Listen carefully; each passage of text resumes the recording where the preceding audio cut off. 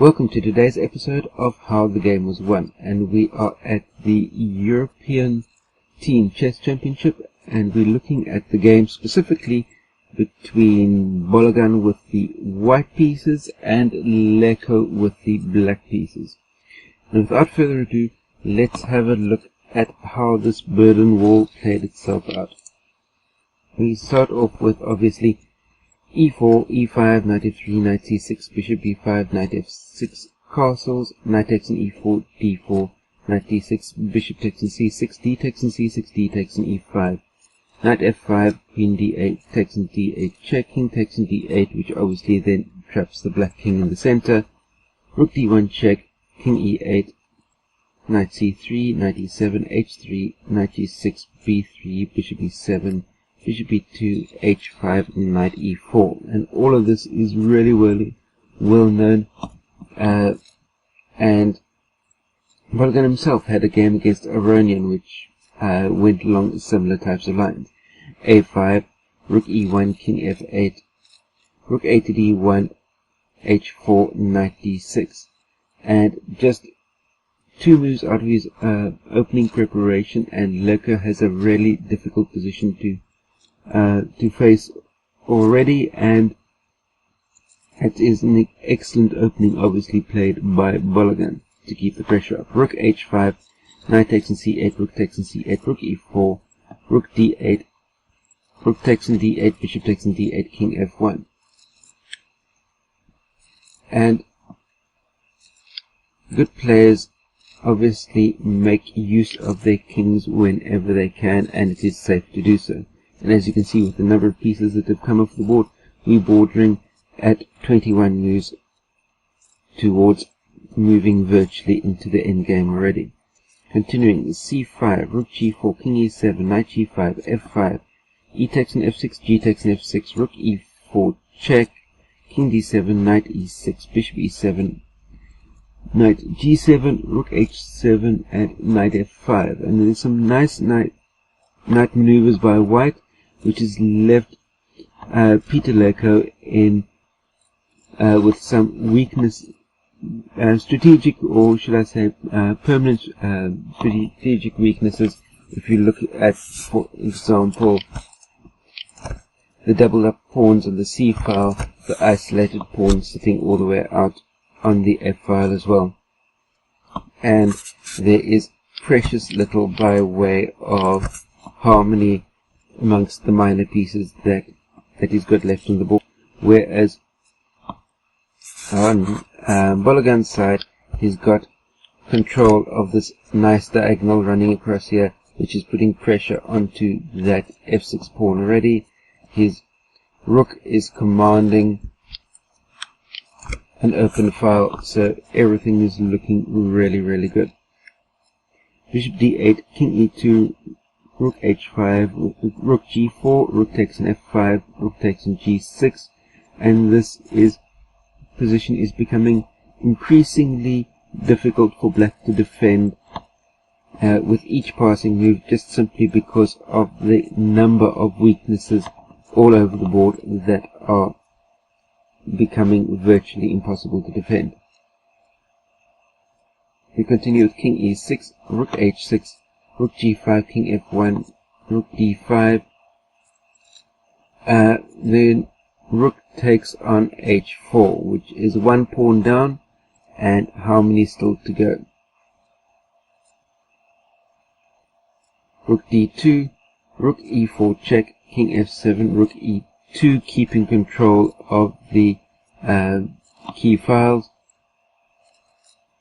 rook d1 check, rook e1, rook d2, rook c1, and this is just temporary passivity, but it's all going to become abundantly clear what's going to be happening. Leko plays c4 and b takes c4, that's two pawns down.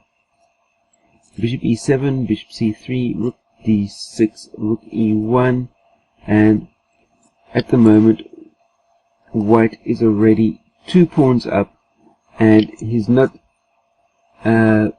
intending to return any one of these, any one of them, and it's just a case of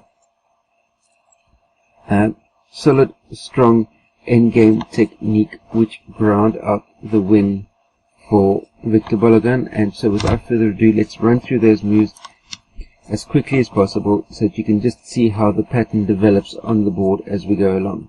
Rook c6, rook e4, a4, king e2, a3, e4, rook b6, rook d4, bishop d6, rook d5, rook b1, rook f5, bishop e7, g5, king g6, g takes an f6, bishop d6, rook f3, king f7, rook d3, rook c1, rook c5, bishop f8, rook d2, king e6, bishop d4, bishop h6, bishop e3, bishop takes an e3, f takes an e3, king takes an f6, king d3, rook h1, king c4, king e6, rook d3, rook takes on h3.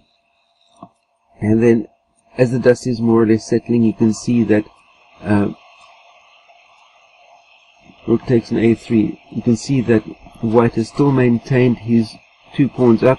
He's now got a solid pass pawn on the e file and is looking at developing a second pass pawn probably along the a file as well. King d7, king b5, rook h5, rook d3 check, king c8, a4, b6, rook c3, rook e5, a5, b takes c5, and there has in the process white has secured his second pass pawn. So not only he's needed to give up one of his pawns, but in the process he's left black with the doubled up isolated pawns, which is obviously blocked off by the c2 pawn, but white is left with a passer running up the a file and a passer running up the e file, and it's just a case of solid technique to be able to force those two through for the win. We'll continue. King c6, c4, rook a3, c3, a6, king b8, a7 check, king a8, rook takes on c3,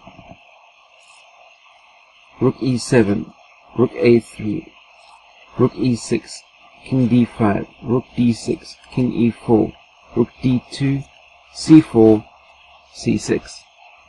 And in this position, Peter Leko decided that it was pointless to try and force the issue any further. White has got his king in front of the pawn, which is the ideal position to be able to shepherd that pawn all the way through to the queening square. And as is, black cannot afford to move his king away from being trapped out on that a8 square, because as soon as the king moves away from there, for instance, the only square that the king could, for instance, move to would be the b7 square, and that would simply allow the pawn to queen with immediate effect.